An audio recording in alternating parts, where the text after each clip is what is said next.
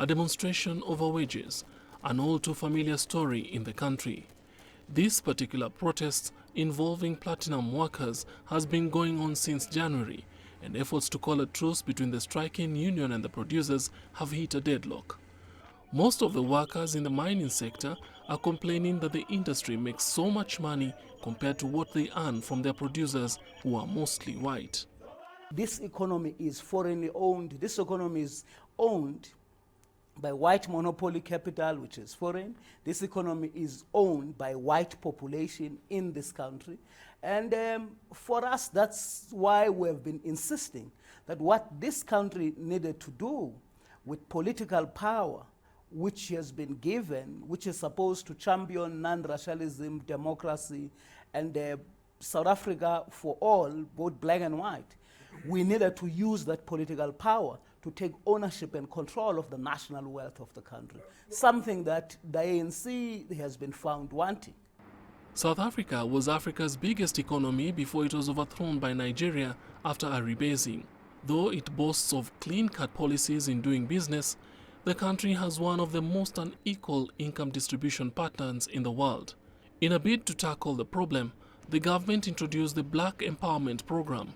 This was to redress the inequality of apartheid by reversing it and giving the disadvantaged citizens economic privileges previously not available to them. According to economists, the program is working, albeit slowly.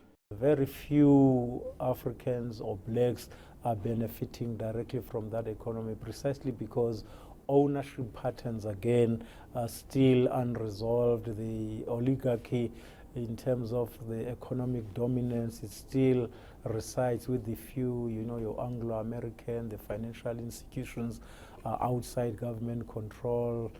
About 60% of the population earns less than $7,000 per annum, whereas 2.2% of the population has an income exceeding $50. There is still a lot of poverty around our country, and many are still starving and struggling. It's very painful when you find people sleeping in the streets. They are homeless, they are foodless, and of course you cannot really help everyone, but if the country can try and get the economy of the country shared to everyone, I think that way it will actually help. According to various scholars, poverty in South Africa is still largely defined by the skin color, with blacks constituting the poorest in the bunch. This despite initiatives by the ruling ANC party to eradicate the vice and close down poverty. Statistics show that blacks make up over 90% of the country's poor. At the same time, they are 79.5% of the population. It, however, remains to be seen whether the next election, slated for May 7th, will bring new changes with a possible change of leadership.